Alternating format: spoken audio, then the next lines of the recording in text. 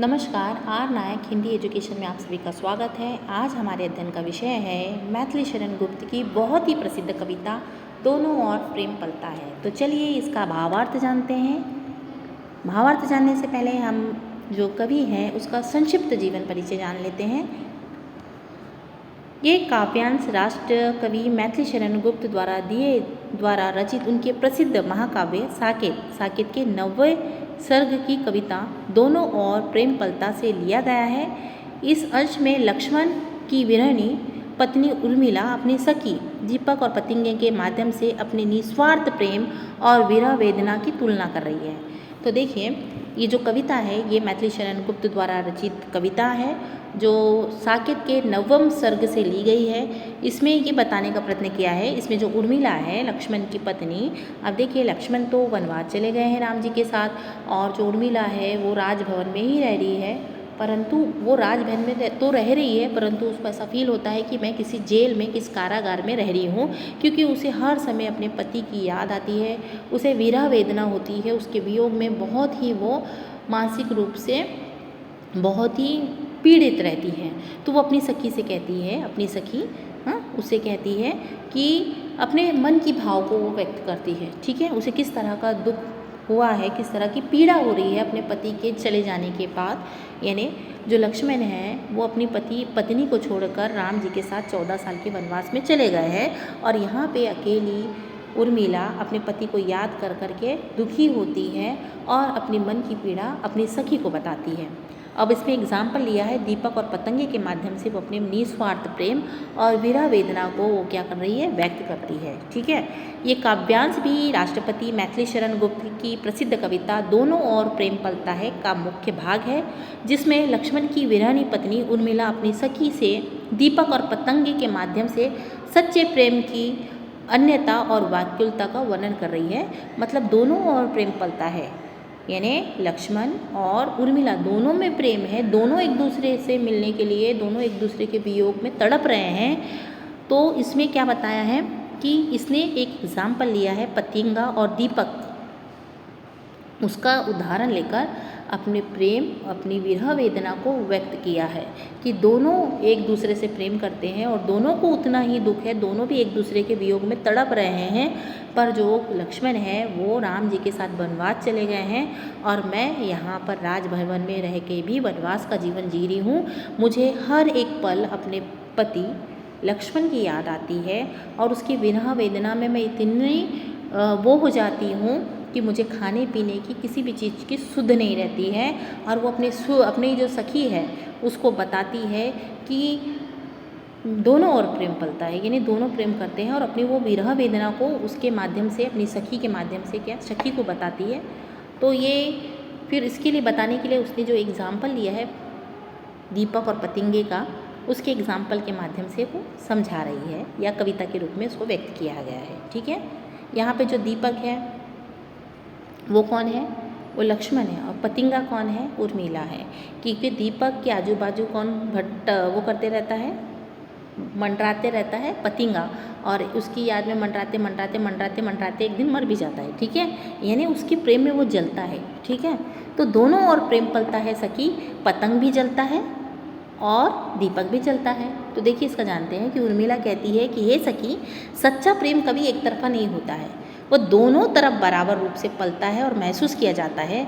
देखो, जहाँ एक तरफ पतंगा या परवाना प्रेम की आग में जलकर भस्म हो जाता है, वहीं दूसरी तरफ दीपक भी पूरी रात लौ के रूप में जलता रहता है और दोनों ही अपने अपने तरीके से जल रहे हैं। यानी यहाँ पे दीपक भी जल रहा है और पतंगा भी जलता है। दीपक रात भर जलते जलते उसकी लौ जल जाती है और जल के फिर वो पूरी जो है लौ उसकी जल जाती है और वो भस्म हो जाता है, और वही पतंगा उसके आजू बाजू चक्कर लगा के मर जाता है। यानी दोनों एक समान, दोनों को प्रेम रहता है और दोनों एक दूसरे की याद में विरह में तड़पते रहते हैं। ठीक है, शीश हिलाकर दीपक कहता, बंधु वृथा तू क्यों दहता, पर पतंग पड़कर ही रहता है, कितनी विहलता है, दोनों और प्रेम पलता है। मतलब दीपक कहता है कि तू क्यों इतना कष्ट सह रहा है, तू क्यों मर रहा है, तू क्यों आ रहा है मेरे पास, हाँ इतनी विहलता तुझे क्यों है। तो दोनों ओर प्रेम पलता है। वो भी उससे प्रेम कर रहा है, वो उसको मना कर रहा है कि मेरे पास मत आ, मेरे पास आएगा यानी मेरी याद करेगा तो तू हमेशा परेशान ही रहेगा, हमेशा तुझे कष्ट ही होगा, तो वो उसको मना कर रहा है, पर दोनों ओर प्रेम पलता है। ठीक है। हाय बचकर पतंग मरे क्या, प्रणय छोड़कर प्राण धरे क्या, जले नहीं तो मरा करे क्या यही असफलता है। दोनों ओर प्रेम पलता है। तो क्या कहते हैं कि उर्मिला पतंगे की मजबूरी और समर्पण को दर्शाते हुए कहते हैं कि हाय, क्या पतंगा दीपक की लौ से बचकर जिंदा रह सकता है? नहीं, क्योंकि उसका अस्तित्व ही प्रेम में है। क्या वह अपने प्रेम को छोड़कर सिर्फ अपनी जान बचाने के लिए जीता रहे? ऐसा जीवन उसके लिए व्यर्थ है। अगर वह प्रेम की इस आग में न जले तो वो घुट घुट कर वैसे ही मर जाएगा। इसलिए प्रेम में खुद को मिटा देना उसकी असफलता नहीं, बल्कि उसके लिए बहुत बड़ी सफलता है। यानी जो पतंगा है, दीपक है, वो दोनों बात कर रहे हैं। यहाँ पे पतंगा कौन है? उर्मिला है। और दीपक कौन है? लक्ष्मण है। तो वो बोल रहा है कि वो उसको बोल रहा है कि मेरे पास मत आ तू अभी, क्योंकि मैं तो अपने भाई के साथ जा रहा हूँ, तो तू मेरे पास मत आ। हाँ, तो दीपक पतंगा कहता है कि यदि मैं तुम्हारे पास नहीं आऊँगी, भले मर जाऊँगी, और तुम्हारे पास आके भी मरना है और तुम्हारे बिना भी मरना है। ठीक है। और क्योंकि तुम्हारे पास नहीं आऊँगी तो भी वैसे मर जाऊँगी, और तुमसे बिछड़ जाऊँगी तो भी मर जाऊँगी। हाँ, और सच्चे प्रेम की सच्चा प्रेम जो होता है वो प्रणय वेदना से दूर रहता है। हाँ, और वो कहते हैं कि जो प्रेम होता है वो सच्चा आदर्शवाद होता है, उसके लिए त्याग और बलिदान तो करना ही पड़ता है। और फिर घुट घुट के मरना क्या, अगर वह प्रेम की इस आग में ना जले तो घुट घुट कर वो कैसे मर सकता है? ठीक है, या कैसे बच सकता है? इसलिए प्रेम में खुद को मिटा देना उसकी असफलता नहीं, बल्कि प्रेम की बड़ी सफलता है। ठीक है। कहता है पतंग मन मारे, तुम महान में लघु पर प्यारे, क्या ना मरन भी हाथ हमारे। देखिए इसका क्या अर्थ है। पतंगा जो है अत्यंत दुखी और निराश है। यहाँ पे मतलब जो उर्मिला है बहुत निराश है और अपने पति से शिकायत कर रही है।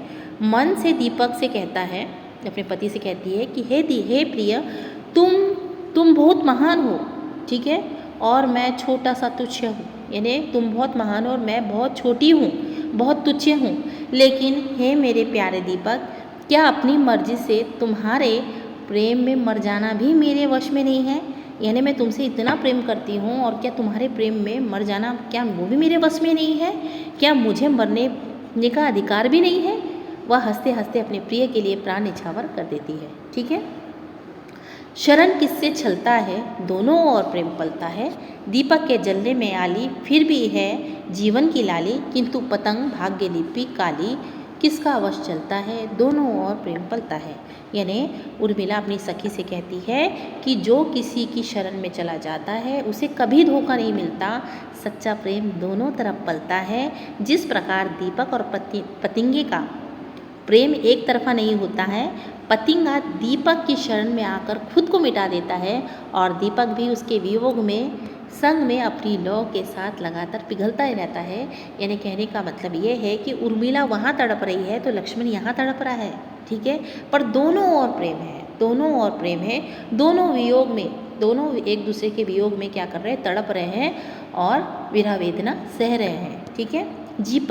दीपक के जलने में आली, फिर भी है जीवन की लाली। मतलब क्या है कि उर्मिला कहती है कि हे सखी, दीपक जब जलता है तब भी उसके जीवन में एक लाली यानी रोशनी रहती है, यश रहता है, सार्थकता बनी रहती है।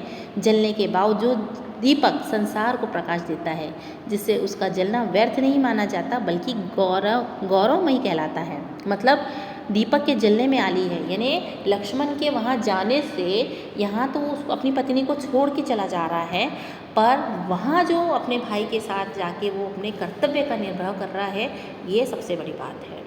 ठीक है, वो अपने प्रेम के लिए नहीं, वो दूसरों के समाज के कल्याण के लिए जा रहा है। उसने अपने स्वार्थ को नहीं देखा बल्कि दूसरों का भला कर रहा है। तो ये यानी दूसरे के लिए जीना और दूसरों के लिए जलना, ये भी बहुत गौरवमयी कहलाता है।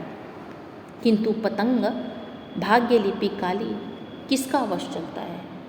देखिए क्या बोल रही है, इसके विपरीत बेचारे पतंगे की किस्मत का लेख बहुत काला है। काला मतलब अंधकारमय, दुखद है। वह जैसे ही अपने प्रिय दीपक के पास आता है जलकर भस्म हो जाता है। यानी वो जैसे ही अपने पति के पास आती है तो उससे दूर हो जाता है, वो मतलब वियोग हो जाता उनको, और उसे जलने के बदले केवल मृत्यु मिलती है। मतलब एक प्रकार का मानसिक तनाव मिलता है।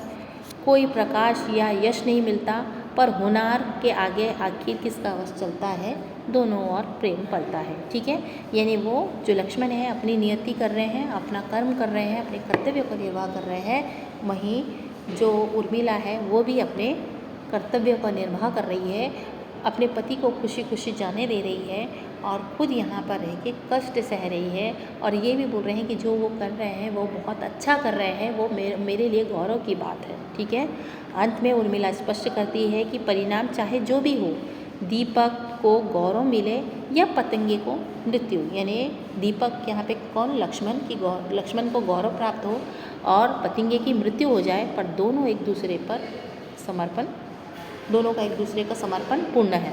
उर्मिला स्वयं को उस पतंगे की तरह महसूस करती है जो विरह की अग्नि में जल रहा है, लेकिन उसका प्रेम क्या है, अडिग है। तो कविता का मुख्य संदेश या सौंदर्य क्या है, तो सच्चे प्रेम की पराकाष्ठा बताता है। यहाँ कवि ने दिखाया है कि सच्चे प्रेम को भी लाभ हानि परिणाम नहीं देखा जाता, प्रेम केवल समर्पण और त्याग मांगता है ना। ये कविता हमें यही समझाती है कि सच्चा प्रेम क्या होता है, उसमें निस्वार्थ प्रेम होता है, समर्पण होता है, त्याग होता है। अब देखिए अलंकार यहाँ पे दीपक और पतंगे के पारंपरिक प्रतीकों का उपयोग करके विरह की स्थिति को, मतलब योग की स्थिति को बहुत ही सुंदर और मार्मिक चित्रण किया है।